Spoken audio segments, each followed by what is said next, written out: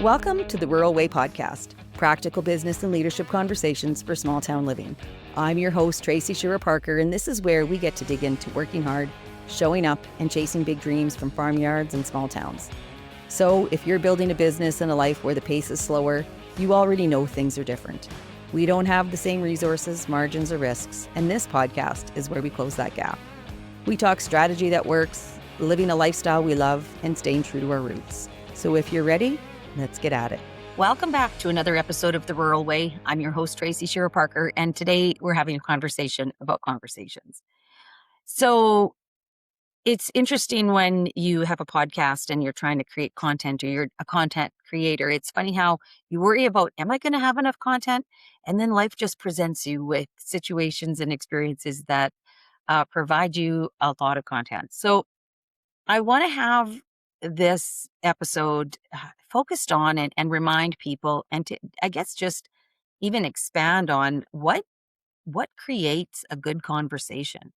And have we lost the art of having that conversation and that connection? And has social media and texting and the way we communicate changed the quality of our ability to interact with one another? So I'll give you a little bit of a back thing. So over the last little while, I've had a number of conversations with my kids who are in their early 20s, and it's amazing how we have all, but especially them, have had some conversations lately with friends and sometimes colleagues, and the conversation is all about the other person. Now, this doesn't come from a place of arrogance or ego where we want it to be about us. It's just this sense of reflection of, could you have had this conversation to the wall and it been the same? Could you have had this conversation to pretty much anyone else and it be exactly the same? Because we didn't ask, or they didn't get asked one question, like, how are you? How is work? How are you making out? What's new in your world? Nada, nothing. And so what's interesting, and what I wanted to have this episode about was, what do we need to do to have good conversation? And what is the consequence? Like, what is the consequence of us enter into these experiences with other people and really sucking at our ability to have a good quality conversation? Because the truth is a good conversation and the ability to hold a good conversation really builds connection and builds trust. And it doesn't matter whether you are having a business conversation, a sports and coaching conversation, or just a general one. How can your friends or how can the people around you trust you if you haven't even taken the time to ask them one thing about themselves? And so the first part of this podcast episode and conversation I wanted to have was really in regards to, first of all, having the awareness of when you're in a conversation with somebody who really isn't interested in anything about you. Like, one of my kids said that they had a conversation for 3 hours with a friend and they were going through some stuff. And they left that conversation and they said they know for sure that that person doesn't know of any of there's some significant life changes in their world. And they didn't know about it because they didn't ask. And she said, if she didn't ask, there's no point telling her, because she never asked about anything. It was all about her for 3 full hours. And I said, there's something interesting that happens that when we are in a conversation with somebody who that it could be anybody, and the quality of the conversation would be exactly the same because they're only looking to share their perspective. They're not really interested in a two-way thing. They're not really interested in a conversation. And last week I had 2 long experiences with 2 different people. And in the one, I was getting my hair done, and it's the second time I've had my hair done by this same stylist. Now, she's very, very talented in what she does, so this isn't a hit. But I sat there for a total of, I think it's just over 3 hours twice. And she never asked me one question. She doesn't know where I live. She doesn't know how many kids I have. She doesn't know what I do for a living. she talked nonstop about herself, about different things, about like all these things. And the only contribution I had was I'd ask her some questions and I would share my perspective on a couple of things. But for the most part, the conversation circled around her, and it wouldn't matter who was in the chair. It could have been anybody, and the conversation would have been exactly the same. And there's a couple of times where I just said, have you considered thinking about it? Like she had some stuff that there was some gaps in our perspective. And I said, well, have you thought about thinking about it like this? Maybe. And she's like, oh, that's a great idea. So we had some back and forth about ideas, but overall, the conversation was all about her. And then I had a meeting the next day and we were just talking about potential, or my intention was like what's going on in business. And he talked for over an hour and never asked a question. And as soon as I would bring something up, all he said was, oh, I'll tell you how that's supposed to work. Oh, I'll tell you what probably hasn't been considered. I'll tell you. So body language and those phrases, I'll tell you, or you haven't thought of, or he wasn't interested in a conversation. He was interested in telling, and he was interested in only talking about his world and not one question. So I had sat with somebody for I had two conversations and neither of them had one question for me. And again, this isn't about, I don't want this episode to be about, oh, well, people have to be interested in me. No, it's this, I'm hearing this over and over and over again. So I thought we need to really stop and pause and say, what is it about the quality of a conversation? Because here's the deal. There was a Harvard study done and they evaluated 300 conversations. And the conversations that asked questions and specifically was able to repeat one thing back to somebody that they said and then have two follow-up questions, the level of trust and the level of connection with that other person was significantly higher than if somebody hadn't asked a question or wasn't able to repeat back to them of what they just said. So impacts your ability to have a really good conversation, or the art of a conversation really impacts your ability to have other people trust you, like you, want to come back to you, feel safe in your space, and know that you're interested in them. I went on a business meeting or a business trip back in February, and I was traveling with a gentleman who I didn't know very well. And I was asking questions because we went up into the Arctic. And so it was a new experience for me. So I was like, I wonder about this and I wonder about that.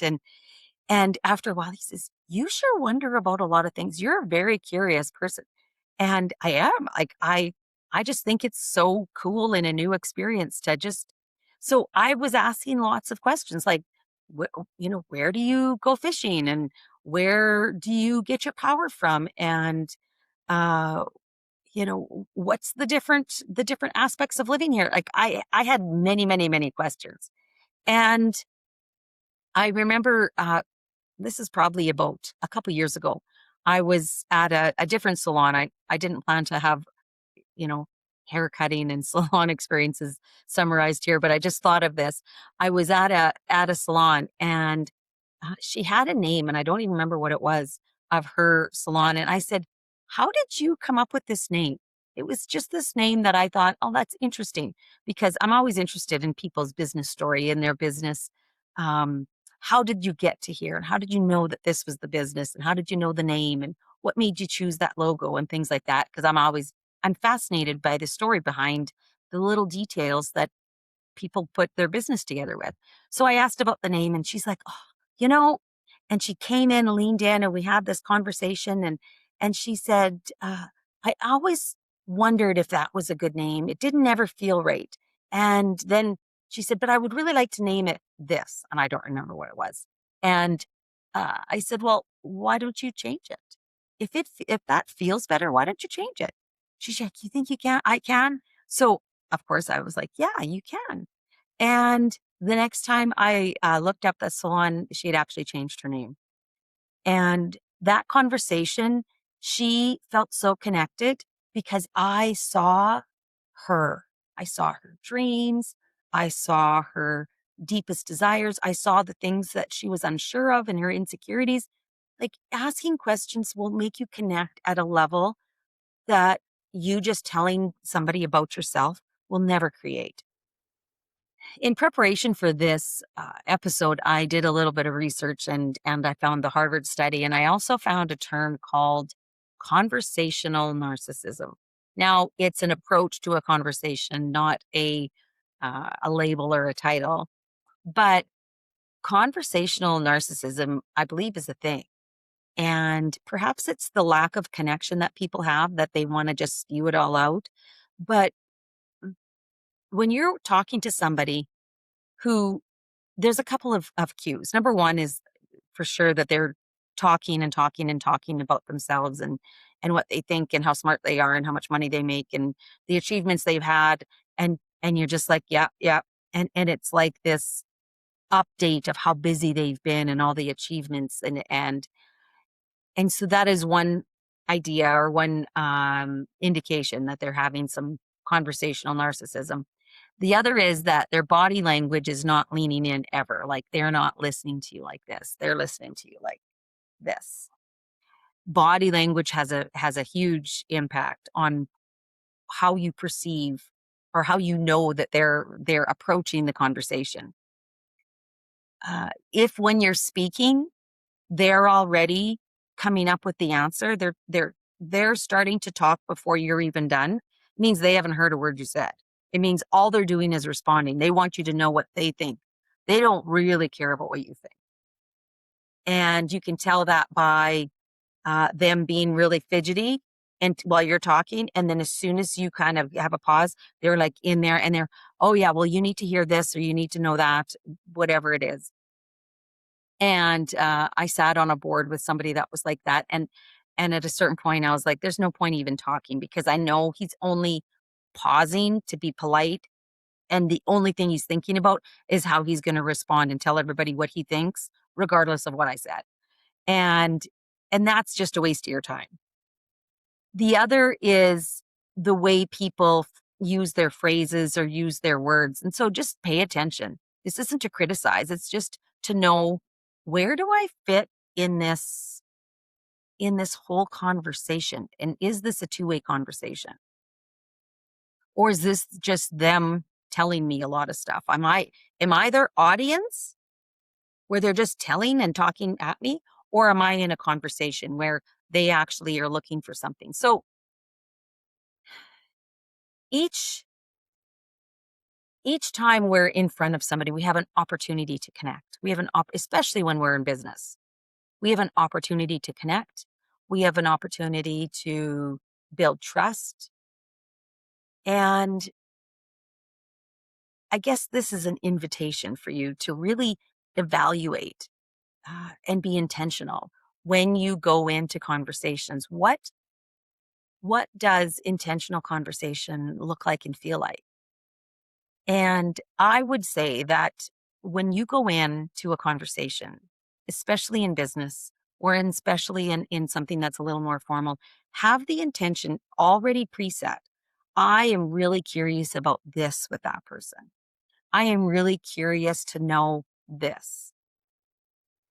And really write it down in your notebook. Go prepared. Go prepared with some questions. Know a little bit about the person and be curious about at least one thing. Because it doesn't matter how much money you have. It doesn't matter what position you hold. It always feels good to have connection with somebody. And if you can have a high quality conversation and you repeat at least one thing back to them, you ask at least one follow-up question, you will build trust faster than anyone else in the room. And if you can know a little bit about them, ask about their kids playing sports or ask about, their last golf game if that's something they posted on social media. Go in prepared when you have a business conversation. because it's those little things that create connection. It's the little things that create trust. And if you're trying to get a contract, if you're trying to get a position, if you are looking at doing anything with somebody in a business space, that little conversation cue will make all the difference in the world, because people will learn to trust you and like you. Now, for the people who are conversational narcissists, this is not a personal thing for you. Like I tell my kids, like, this is not personal to you. That's just who they are. You weren't going to change it, and it wouldn't have mattered if it was you or whoever else on the other end.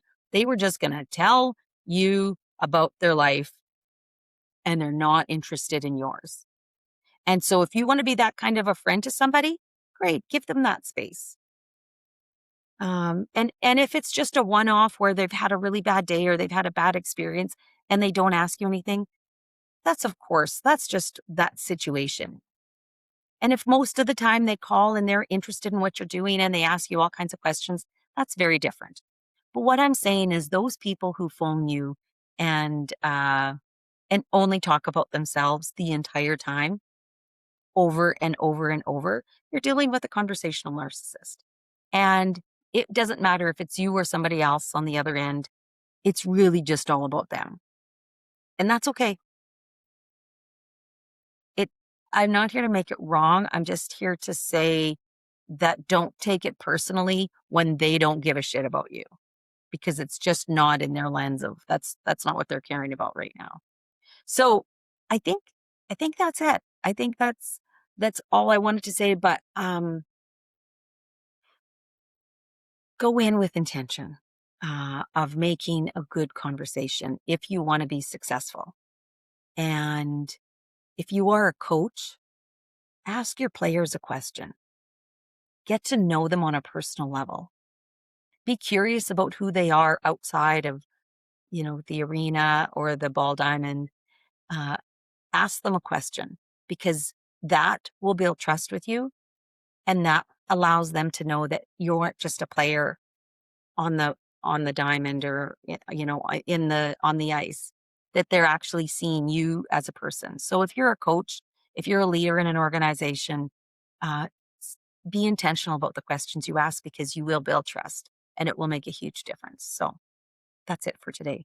I hope you just pause to think about it, and also talk to your kids about this, because they're our future. And a lot of kids don't have the ability to carry on a conversation because of the technology that we've put in front of them and said, this is your future. Now in AI, I don't even need a person to talk to. I can just go on chat and give my problem and get some kind of self-fulfilling answer, because it's always going to tell me what it thinks it wants me to hear. It's not going to go against the grain, for sure.